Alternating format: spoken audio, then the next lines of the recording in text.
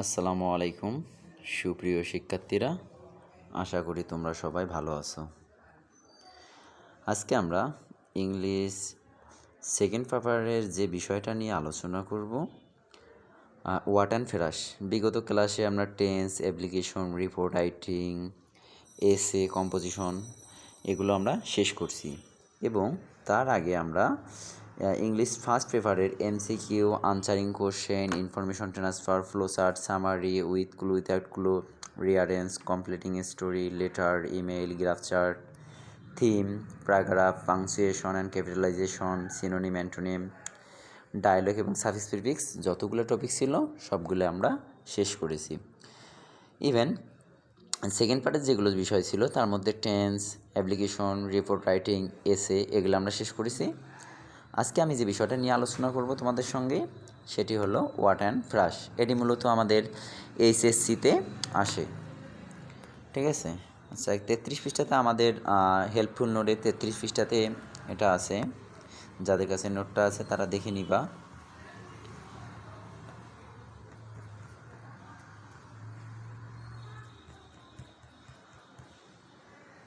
ওকে, দেখো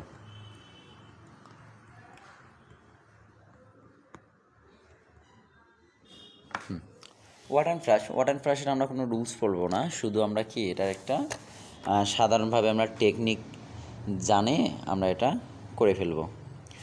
সো দেখো, যদি কখনো জন্মসাল বা জন্মর প্রেক্ষাপট এরকম কোনো কিছু বোঝায় জন্ম সংক্রান্ত, তখন সে জায়গায় যে ড্যাশটা দেওয়া থাকবে সেখানে বসবে ওয়াজ বর্ন। যেমন হি ড্যাশ ইন 1999। তার মানে কি, এখানে মনে করো যে জন্ম সংক্রান্ত বিষয়টা আছে, তখন কি করব আমরা, বা কোনো যদি সাল সংক্রান্ত বিষয় থাকে বুঝে নেবে যে ওখানে ওয়াজ বর্ন হবে। দ্বিতীয়তে লক্ষ্য করো, বাক্যের প্রথমে সাবজেক্ট অর্থাৎ তারপরে যদি গ্যাপ থাকে, মনে করো সাবজেক্ট তারপরে যদি গ্যাপ থাকে এবং তারপরে বাকি অংশ থাকবে, তাহলে সাবজেক্টের পর যদি গ্যাপ থাকে আমরা উপরে ছকে দেখব যে কী কী দেওয়া আছে। যদি হ্যাভ টু থাকে ওখানে হ্যাভ টু বসাবো, হ্যাড টু থাকলে হ্যাড টু, ইউজ টু থাকলে ইউজ টু, হ্যাড বেটার থাকলে হ্যাড বেটার ইত্যাদি বসাবো। প্রশ্ন ওখানে যেটা দেওয়া থাকবে সেই অনুযায়ী আমরা বসাবো। তারপর লক্ষ্য করবা, যদি কখনো বাক্যের শুরুতে গ্যাপ থাকে সেক্ষেত্রে no sooner had, as soon as, there ইত্যাদি বসবে। যেমন এখানে আছে dash he want there, I saw them. তাহলে এখানে কি বসবে, অ্যাজ সুন অ্যাজ বা নো সুনার হ্যাড বা দেয়ার, অর্থাৎ যেটা দেওয়া থাকবে সেটা এখানে বসবে। এখন দেখো, সাবজেক্টের পর গ্যাপ থাকবে, আমরা জানি সাবজেক্টের পর গ্যাপ থাকলে কী বসে, have to, use to, had better ইত্যাদি বসে। কিন্তু সাবজেক্টের পর যদি গ্যাপ থাকে কিন্তু কখনও যদি ওই সেন্টেন্সের মাঝখানে আবার দেন থাকে, সেক্ষেত্রে হ্যাভ টু এগুলো বসবে না, সেক্ষেত্রে বসবে আমাদের রুট আদার বা উড দ্যাট। ক্লিয়ার? শুধু দ্যানটার কারণে পরিবর্তন হয়ে যাবে। তারপর দেখো, সাবজেক্টের পর ড্যাশ থাকলে এবং কিন্তু তারপর যদি দেখো সেন্টেন্সটাতে আবার শুট আছে, সেক্ষেত্রে তুমি দেখবা যে তখন বসাবা লেস্ট।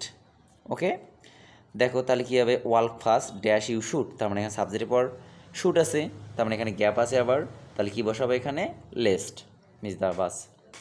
তারপর দেখো 6 নাম্বারটাতে লক্ষ্য করো যে বাক্যে সাবজেক্টের পর ওয়ার থাকলে, মনে করো যে কোনো একটা সেন্টেন্স আছে এখানে সাবজেক্টের পর ওয়ার আছে, যেমন দেখো এখানে Miftahul act dash he war rice বা রিস, তখন হবে কি, দেখো এখানে আছে হি, মিফতাহুল একটা মেয়ের নাম, এখানে হি হয়ে গেছে, এটা শি হবে।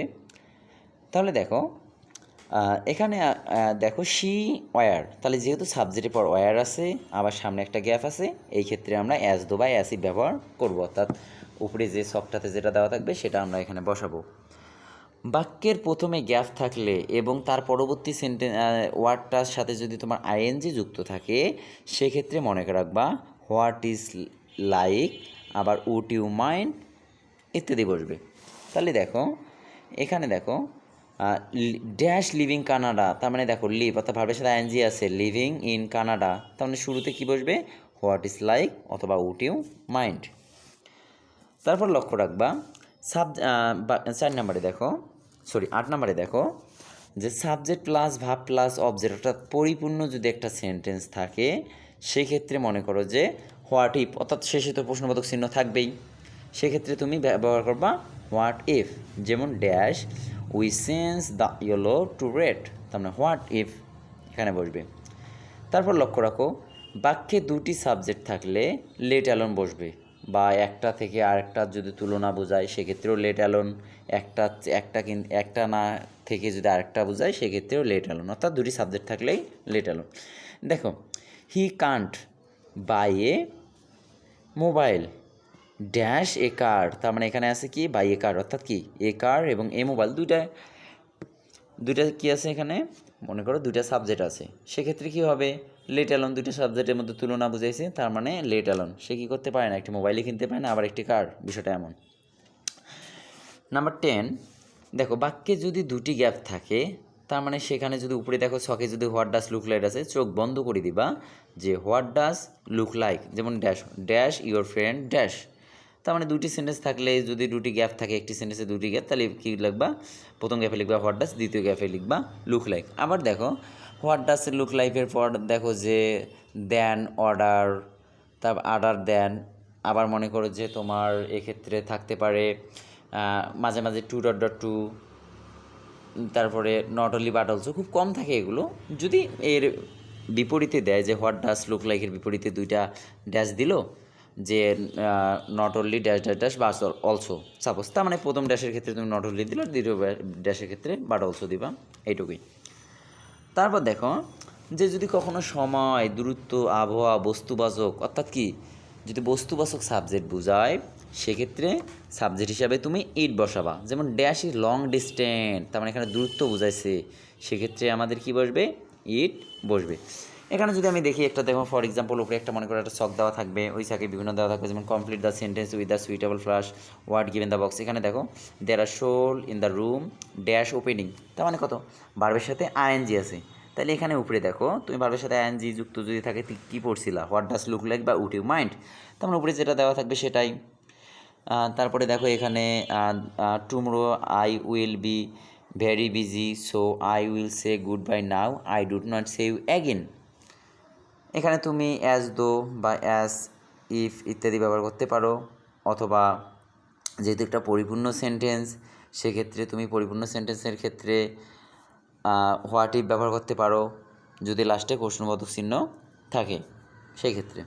এখন দেখো সি নাম্বার, দেখো উই ড্যাশ, অর্থাৎ সাবজেক্টের পর গ্যাপ আছে, আমরা জানি সাবজেক্টের পর গ্যাপ থাকলে কি বসবে হ্যাভ টু, 2 নাম্বার ইয়েটা দেখো have to use to had better, যেটা দেওয়া থাকবে সেটা তুমি বসাবা। তারপরে দেখো hit nobody like Karim at all, he talks he know everything, clear.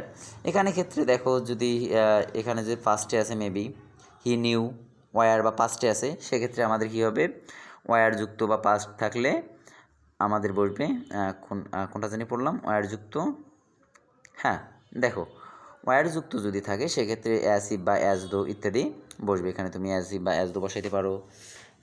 The poor will continue to suffer they are literacy, তার সাবজেক্টের সামনে আছে, সাবজেক্টের সামনে থাকলে যদি গ্যাপ থাকে তাহলে আমাদের কি বসে, কখনো যদি শুরুতে গ্যাপ থাকে as soon as, no sooner, had, there ইত্যাদি, যখন যেটা থাকবে সেই অনুযায়ী তুমি এটা দিতে পারো।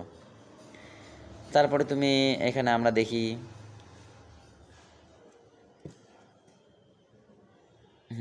এবার মাস্টার এটা কি, হ্যাঁ শিখলাম একটু, তার এখানে অনেকগুলোই আছে, এভাবে তুমি ট্রাই করো।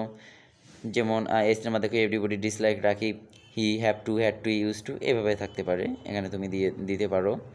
তারপরে দেখো যে নাম্বার দেখো the student were talking in the class dash the teacher enter the classroom, তার মানে কি শুরুতে গ্যাপ আছে, আমরা জানি বাক্যে শুরুতে গ্যাপ থাকলে as soon as, no sooner, had ইত্যাদি বসে।